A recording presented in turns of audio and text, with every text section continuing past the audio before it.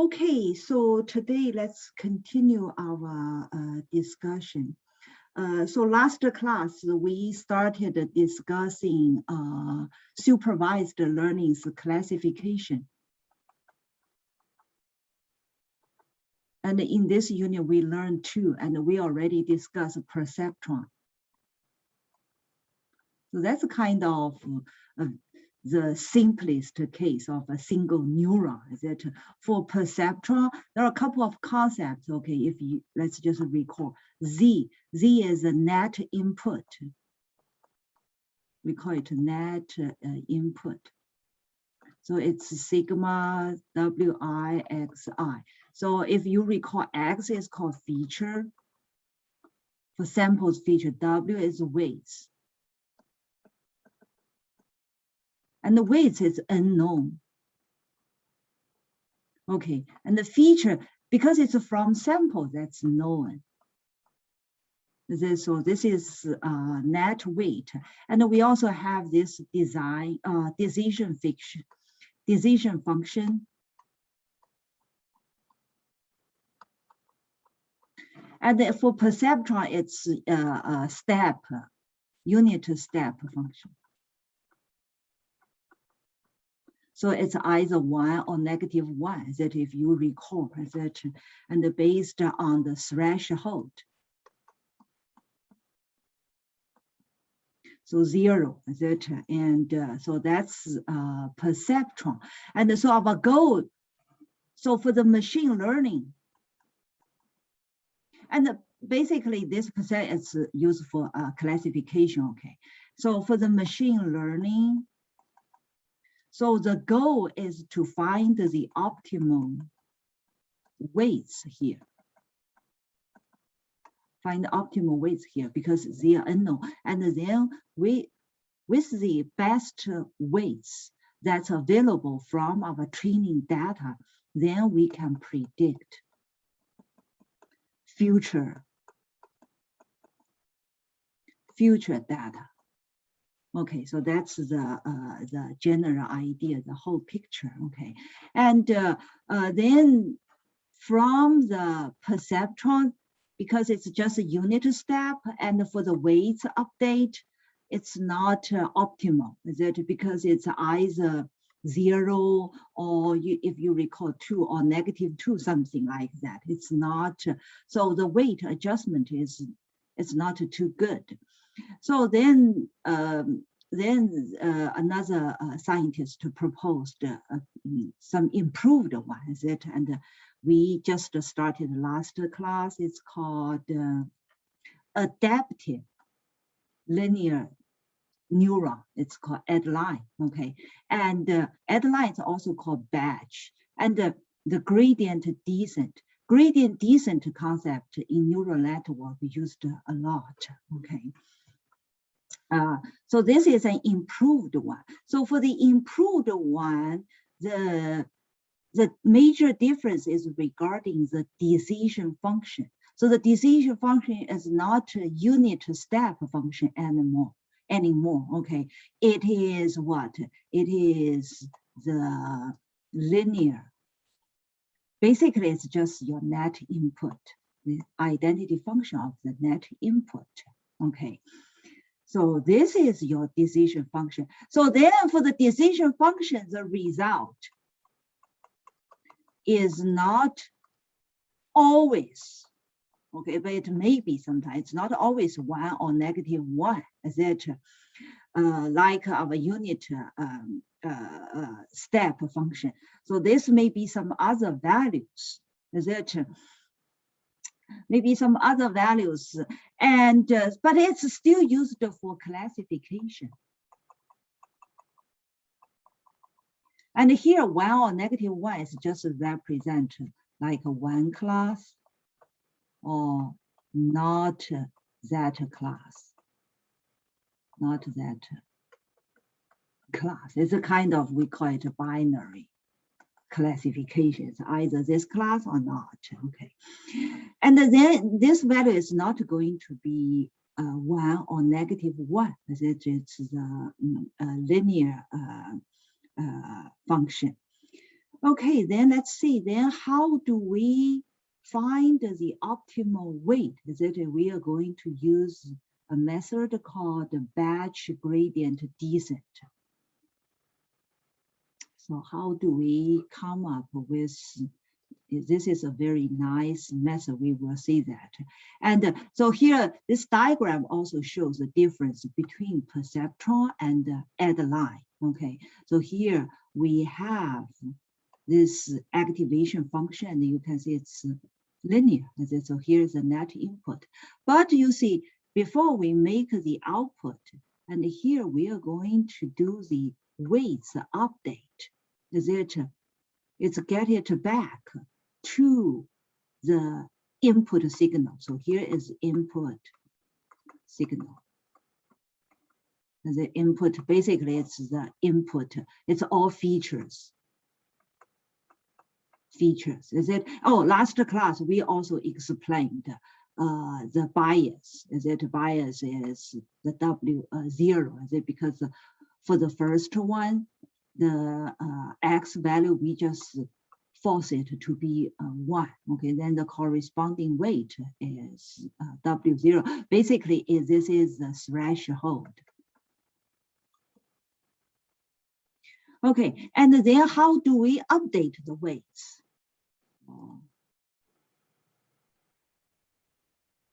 Here, we said there is a called gradient descent, is it?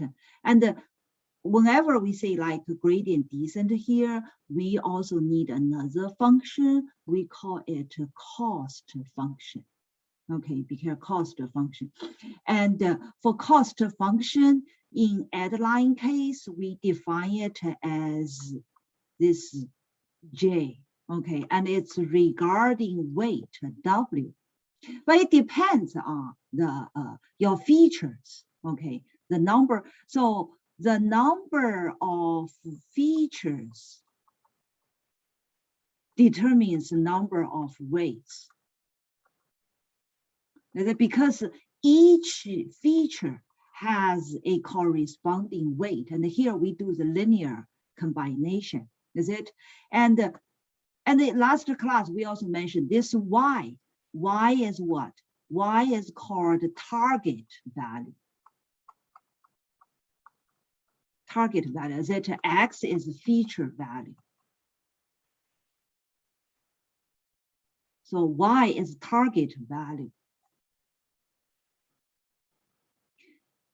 Y is target value, and this phi z, we just said it's what? It's decision function.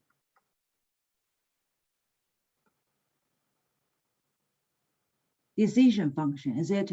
And the decision function basically is try to find out which class it is. Is it? It's 1, like in perceptron, it's either 1 or -1, is it? But in Adaline case, this phi z, then it's going to be what? It's going to be sigma WIXI. That is a linear combination. And this is Y, so the real value. And you're trying to find the offset between these two values, because the closer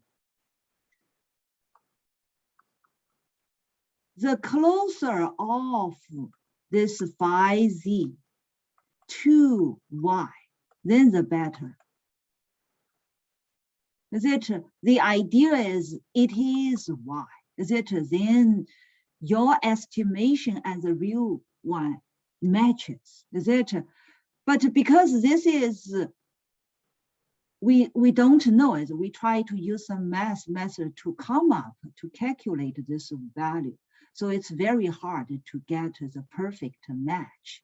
Is it? And then if you try, it's hard to get a perfect match if the difference between these two is smaller. Is it? Then that means it's better. Is it?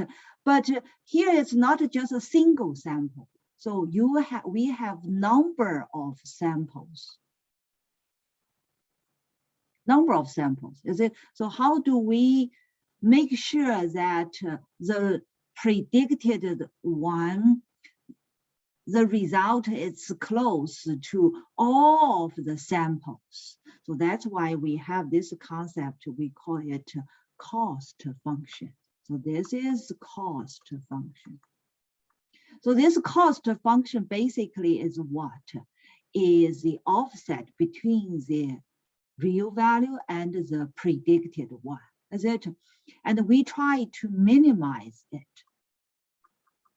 You try to minimize this. And in this mass expression, so y is known, and basically sigma phi z is just it's just the linear combination y wi xi, is it? And then you square it, is it? And this is known, and this is also known. Only this is unknown. Unknown. So basically, this function is a function of w. Is it? If it's a function of w, and if you try to minimize it, so from mass, you know, then you can take derivative, is it, regarding and set it to 0, is it? And if you can find the w, then it will guarantee that set of w will make this value minimize, is it? So from math, we know how to do this, is it? But here we are not going to just doing this kind of math, because this is not the w, the y, x, and w, they are not a scalar, and here they are all vectors. Is it? And for vectors, then it involves inversion of matrix. So that is very, and for computer, that's very expensive computing. So we use another approach. We call it gradient descent. Gradient descent. And here, because this phi z is linear, is it? So we quadratic it. So basically, this function, assuming we only have a single w, okay, we only have a single w, then it is what? It is a quadratic function. Quadratic function of w, is it, of w? And if it is quadratic, and basically we can kind of draw it like something like this, is it? So this is JW and this is W. Okay, so with a single scalar one, okay, we can view it like this, is it? So we try to find the minimum. So the minimum value from this, so this quadratic, then basically it's, we call it a convex, okay, or bowl shaped function, is it? Then over here, it should be the minimum. Is it minimum? But how do we approach to, how do we get to know this? Is it? And we here use gradient descent. So gradient descent, the idea is, because if you recall last class, we said we assume some initial values for W. Okay, you don't know, you just assume, because you don't know W is here, we don't know, unknown. Is it? Maybe you will assume some value here, or you maybe assume some value here, is it? So that's the starting one, initial, is it? And if yours, definitely it's quite a distance away from the optimal W, is it, the minimized one? And here we can use a concept is, you can take some step from the initial one and try to step by step getting close to the optimal one, is it? And why this will work? Because take the tangent of each of the point, basically this is what? this is the derivative. Is it the derivative? So here the basic concept then is, so this delta J. So this is that delta J. Is it? So the derivative very small unit. Is it? And then the horizontal, this is delta W. Is it delta W? And this is initial W. Is it? And so basically this delta W can be some, so it has some relationship, is it, with this delta J. And delta J is derivative, is it? And how do we make it step by step getting close? And here we can introduce a coefficient, we call it learning rate. Learning rate. So if you give it a learning rate, then you can establish the relationship of the updates of weights has a relationship with the derivative of the cost function and times the learning rate and take it negative. So this is going to be the update of the weight. And then for your next step, is it? So here is going to be the weight. So your niche, this is W initial. And then this is kind of like the second step of your W.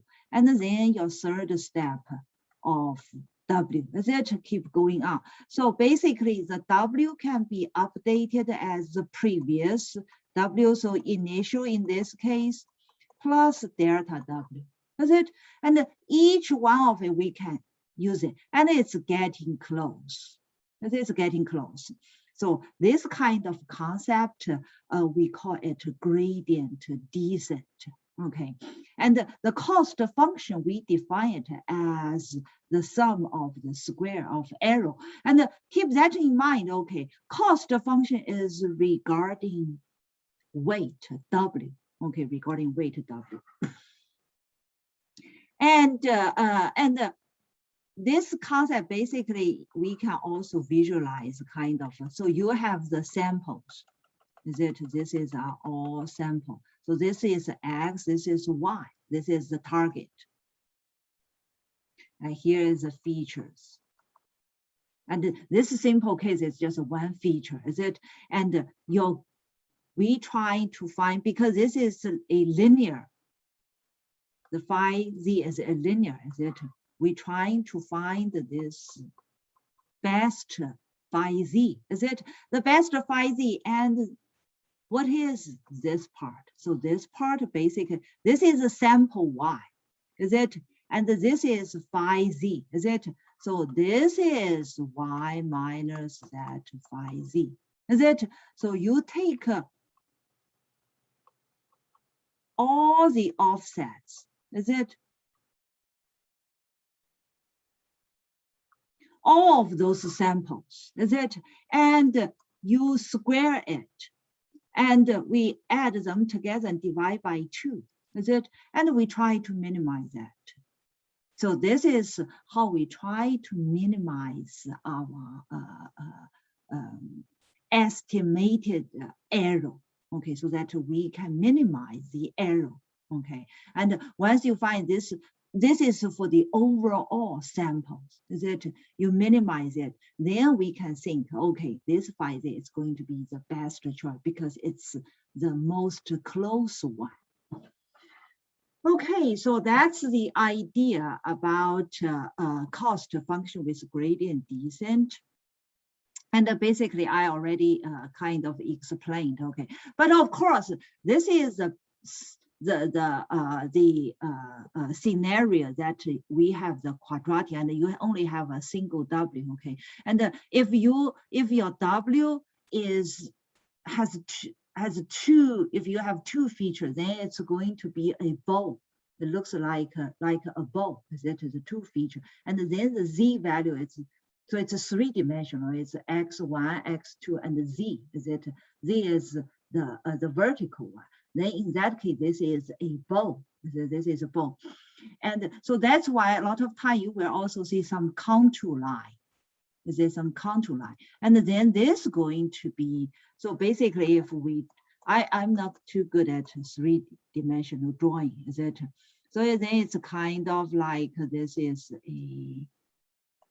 a bow. Is it? So here is the minimum point. Is that minimum point? So this is Z and this is X1, X2. That's a 2-dimensional. And in 3-dimensional, I don't know how to how to visualize it. Is it? Then you have 3D and the 4th dimensional. I don't. But anyway, the contour. So this is projected to 2D. Is that to 2D for the, and then this point is contour. Is it? So then in this case, the idea is you may start from some initial weight, is it, for both directions, and then you try to get in close to the contour. So this is also kind of like you're in a mountain, then you find some path, is it, to get to the valley, is it? And with the least cost, Okay, this is so I just for the gradient descent, and there are a lot of more if the very detailed explanation and the derivation. Okay, and if you're interested, there are all sorts of sources you can view it, but that's heavily involved math. So I just try to give you some very basic idea. Okay, so the gradient descent, oh, I already explained. Is it? So for each step, is it? So because the convex, the bow shape, is it? We try to, so this is delta W. So each step you have a delta W. Each step you have a delta W. And how to find the delta W is regarding the derivative of the cost function. So this is derivative of cost function. And this lambda is learning rate. So learning rate you define it, okay? And we shouldn't define it too large and we shouldn't define it too small, is it? So the idea is, just think about, if you define it too large, then maybe the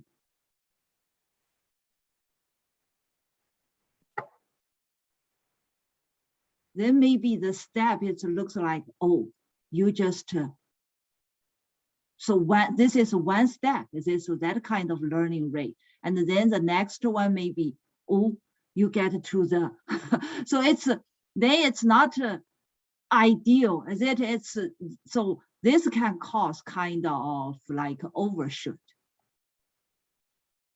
Is it, if the learning rate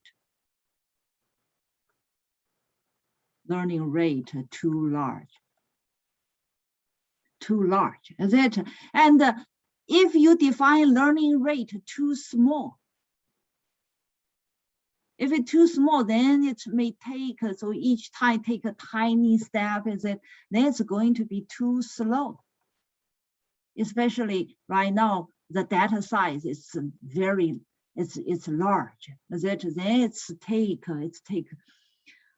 it's very slow to converge. And once it reaches the approximation of the minimum point, we call it convergence. So it converges too slow, then in this case.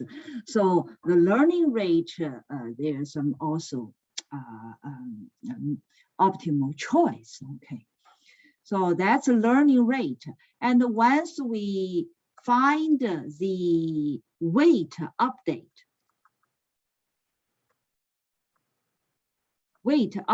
is it? then you just update the weights.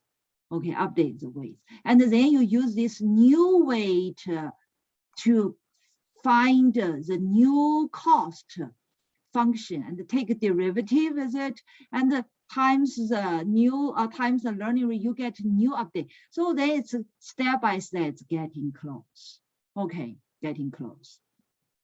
And also over here, when we take the derivative, if you take a look, you can find it's regarding all samples. Regarding all samples. So that's why we call it batch gradient descent. Because there is another concept called stochastic. So that's a little bit different from the batch one, okay.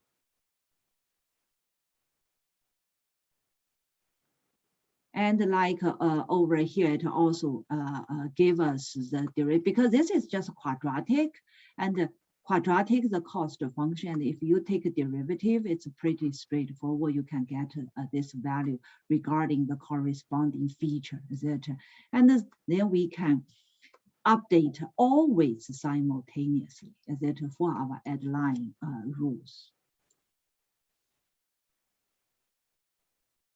And so the last slide also gave us the detailed derivation of the cost function regarding the weights. Okay, so if you are interested, and you can do the step-by-step derivation. Okay, and here, like I already said, okay, the weight update. Be careful. Okay. The weight update is based on all samples in the training set. Okay, in the training set. And then we have a number of, we call it epochs. Okay, a number of epochs. Then you getting close to the minimum, the lowest point, etc. Okay, so this approach is called batch gradient descent. Okay, so each epoch basically is each iteration. Okay, you calculate all samples. Then this is called batch. Okay. Okay, so that's all the theoretical background regarding Adaline and the perceptron. So next, let's so what we care the most is regarding the how do we do it in Python. Okay, so next let's take a look. Let's see the example here. So first, let's take a look the perceptron. Okay, and this one is the perceptron. We are going to see both versions. Okay, both versions. So this version is we start from scratch. Okay, so the perceptron, so that we can understand it better. Okay, perceptron from scratch. Okay, scratch. And we use NumPy. And so here we define a perceptron class. Okay, perceptron class. And if for this perceptron, and over here, overall is it regarding machine learning, and we need the learning rate. Okay, learning rate. Generally speaking, it's some value between 0 and 1. Okay, and we also need, because if you require step by step, so we need a number of iterations. Okay, number of iterations. And over here, we are going to do some random weight initialization. Okay, so let's see, how do we do it? And also here, attributes regarding this perceptron module is W is the weight. Okay, W is weight. And we also keep track of for each iteration, the error numbers. Okay, so number of misclassification in each epoch, so in each iteration here. So that we will see if it's getting close, that so getting close, that means the number of misclassification should decrease. So if this value is decreasing, if it is decreasing, that means, okay, at least your model is on track. Okay, for this perceptron model, so the very first, so Python, we already know, so this is a constructor, is it? For the constructor, okay, so here we also provide some default value for learning rate. And if you want some other value, you can substitute this value. Okay, this is, if you don't provide it, we'll take this default value, okay, learning rate, a number of iteration and a random states we give them. And then we assign it to our classes data member, okay, instance variables. And then the most important step in machine learning is to do training. Training is also called fit. Fit is the training data. Okay, so the data is all known. So with the training data, known features and known target. Okay, those are known values. And we already see X, and then be careful, okay, this represents a vector, okay? And this X represents what? Feature. So it's a feature. It depends on how many features you have. So the shape should be, so the second dimension is regarding feature. Is it? First dimension is sample. Is it? So the row is sample, and the column is for feature. So in machine learning, the data set is always structured like this. Okay, column is regarding features, and the row is regarding samples.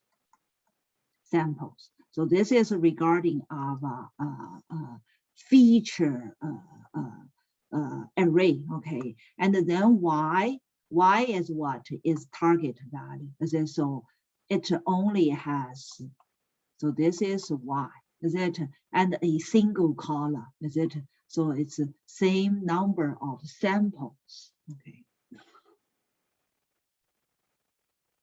And then, so over here, we just use some random number, so to generate the weight, okay, right?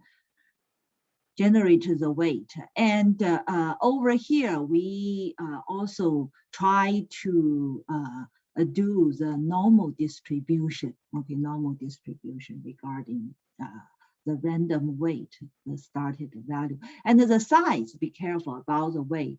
And why we do the X plus 1 is because this Y is for the bias. So that's W0, it's for bias, okay. And then we start to loop, is it based on the number of iteration you want it. So regarding our case for the like Adaline example, is it? So here is the initial weight. Initial, is it? So each time you take some step, is it? And then you try to get to this minimum point, is it? So the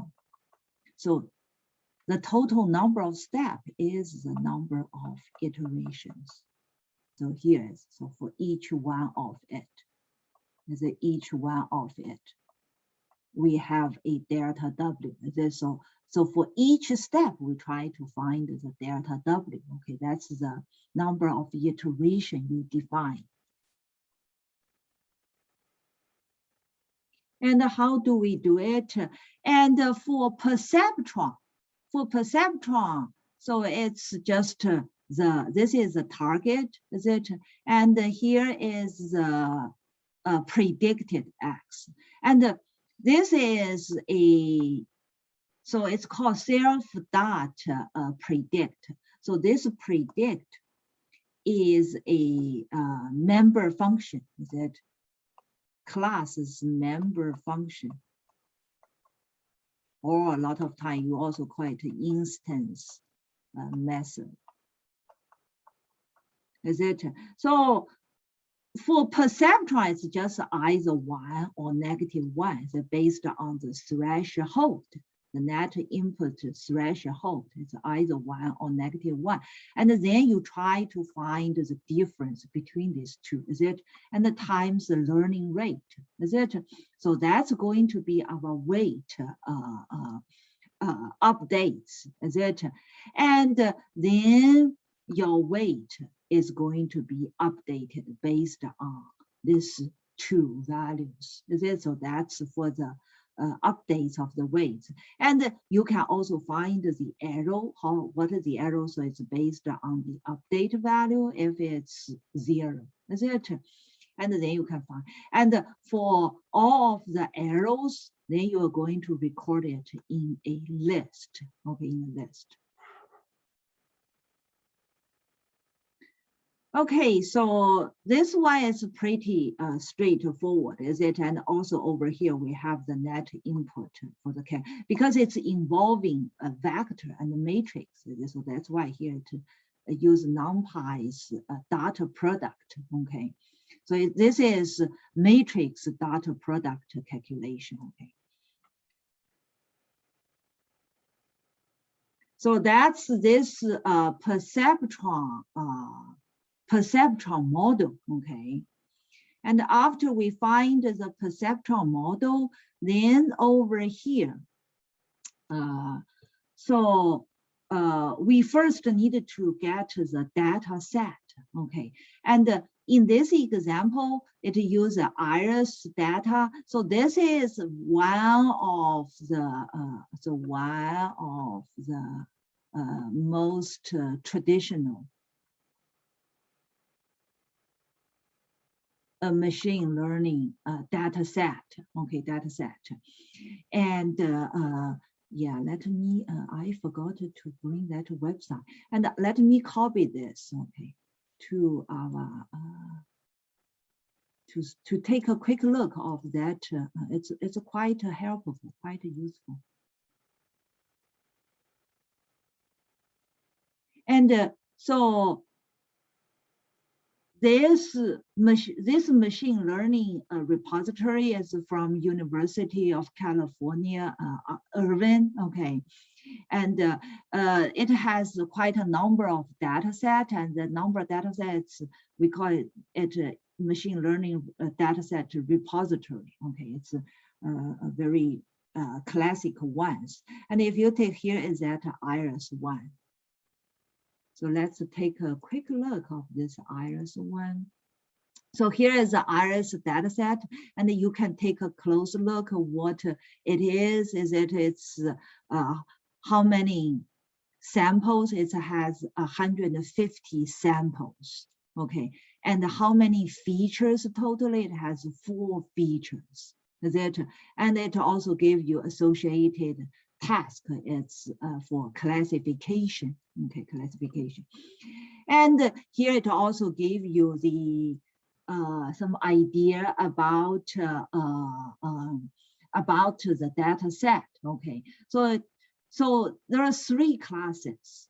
So 3 classes, 3 different kind of flower. Is the Iris setosa, Iris versicolor, and the Iris virginica, is it? So 3 different kind of flower, and each of it has 50 samples, okay, 50 sample.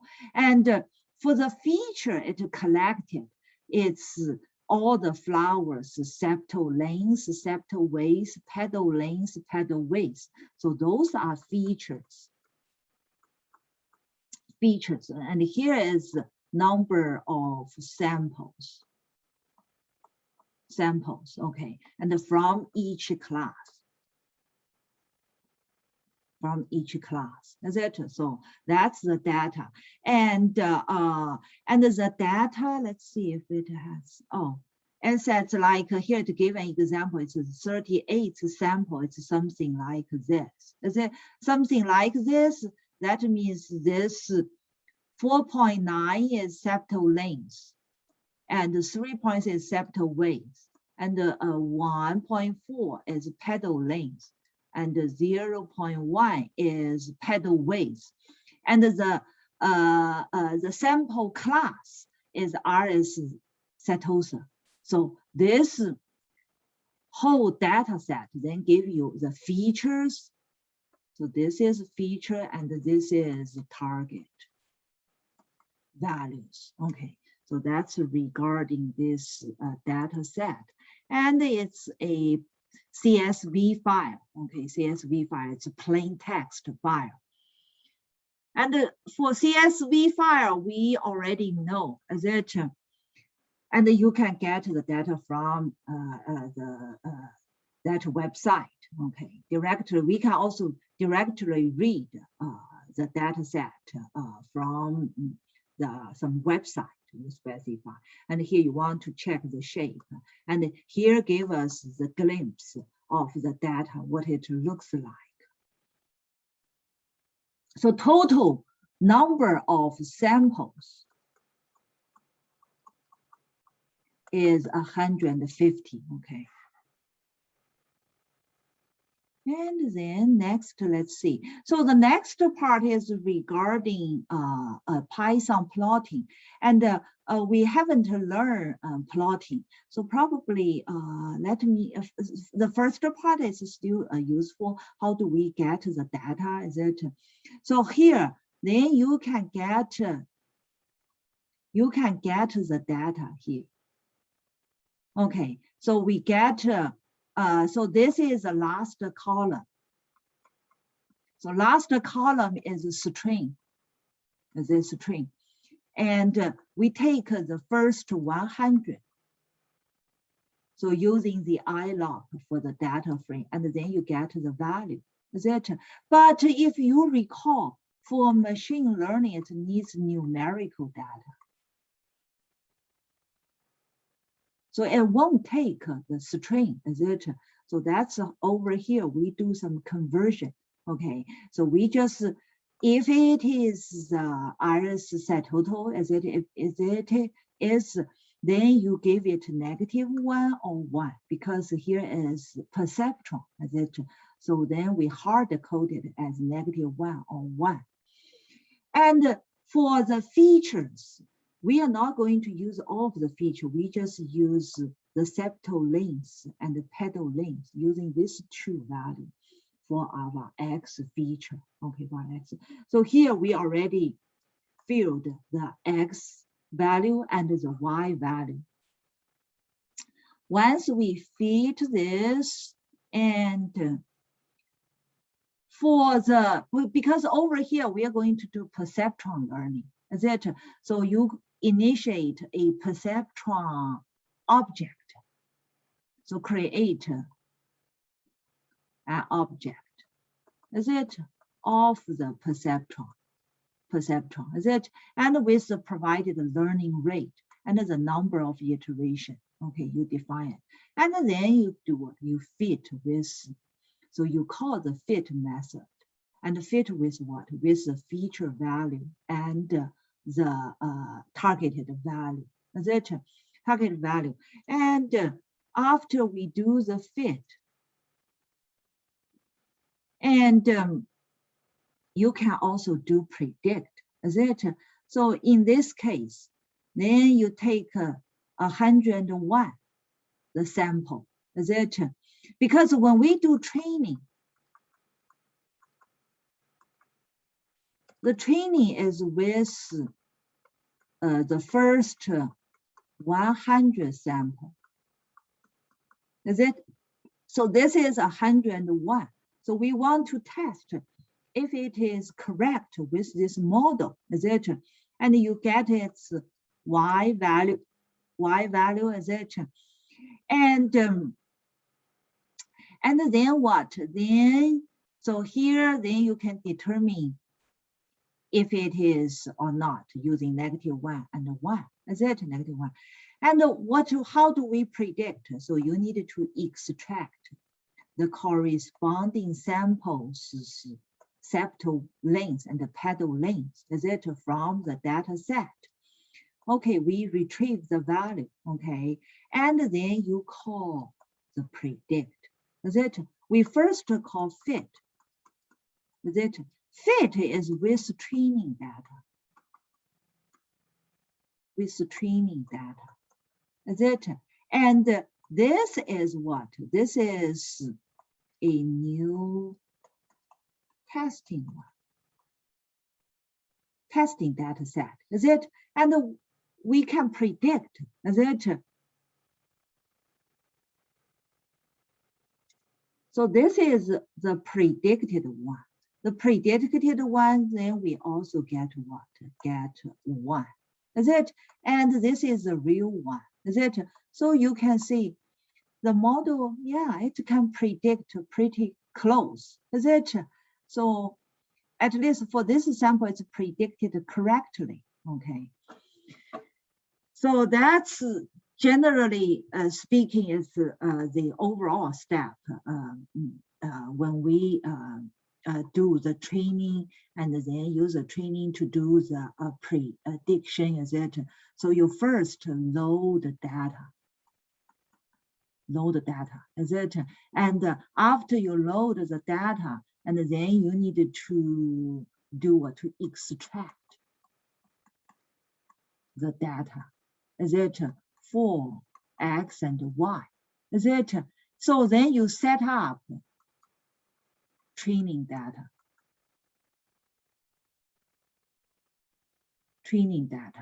is it?